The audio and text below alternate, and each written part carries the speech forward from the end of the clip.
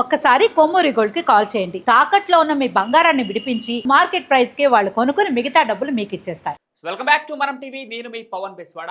భారత్ పాక్ మధ్య 9వ తేదీ అర్ధరాత్రి ఈ యుద్ధం మరింత తీవ్రతరమైంది. జమ్మూ నుంచి గుజరాత్ వరకు సైరన్ మోతలు వినిపిస్తున్నాయి. రాజస్థాన్లోని జైసల్మేర్, జోధ్పూర్ సహా జమ్మూ నుంచి పంజాబ్ వరకు కొన్ని ప్రాంతాల్లో బ్లాక్అవుట్ పాటిస్తున్నారు. అయితే అదే సమయంలో పాకిస్తాన్ జమ్మూ కాశ్మీర్, పంజాబ్, రాజస్థాన్, గుజరాత్లోని 20 నగరాల్లోని సైనిక స్థావరాలని లక్ష్యంగా చేసుకుంది. డ్రోన్ దాడులకు తెగబడుతోంది. ముఖ్యంగా జమ్మూ టార్గెట్గా యాంటీ మిసైల్ సిస్టమ్కి దొరకకుండా పాకిస్తాన్ డ్రోన్లను ప్రయోగిస్తోంది.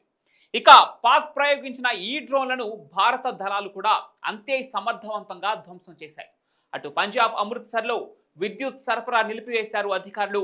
మరోవైపు పాకిస్తాన్ మీద దాడి చేసేందుకు జమ్మూ ఎయిర్పోర్ట్ నుంచి ఫైటర్ జెట్స్లను రంగంలోకి దిగి పాకిస్తాన్ పఠాన్ కోట్ ఎయిర్ బేస్ను టార్గెట్ చేశాయి.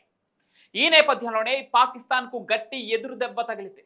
పాక్ F-16 ఫైటర్ జెట్ను భారత బలగాలు విజయవంతంగా ధ్వంసం చేశాయి. మరో 2 JF-17 యుద్ధ విమానాలను సైతం భారత సైన్యం నేలమట్టం చేసింది.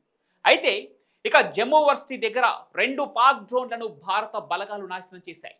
మరోవైపు సాంబా సెక్టార్లో పాక్ దాడులకు తెగబడటంతో పాకిస్తాన్ దాడులను భారత బలగాలు తిప్పికొట్టాయి. ఈ క్రమంలోనే జమ్మూ సరిహద్దులు దాటేందుకు ఉగ్రవాదులు డ్రోన్లను లాంచ్ ప్యాడ్గా వాడుకుంటున్నట్లు సమాచారం అందడంతో భద్రతా దళాలు వాటిని కూడా నాశనం చేశాయి. ఇక దీంతో పాటుగా ట్యూబ్ డ్రోన్లను భారత్పై ప్రయోగించడానికి వీలుగా ఇక్కడ లాంచ్ ప్యాడ్లను ఏర్పాటు చేసింది. దీనిని కూడా ధ్వంసం చేశాయి. ఈ విషయాన్ని భారత రక్షణ వర్గాలు వెల్లడించాయి. అయితే పాక్తో సరిహద్దులు పంచుకుంటున్న రాష్ట్రాల్లో తీవ్ర ఉద్రిక్త పరిస్థితులు నెలకొంటున్నాయి.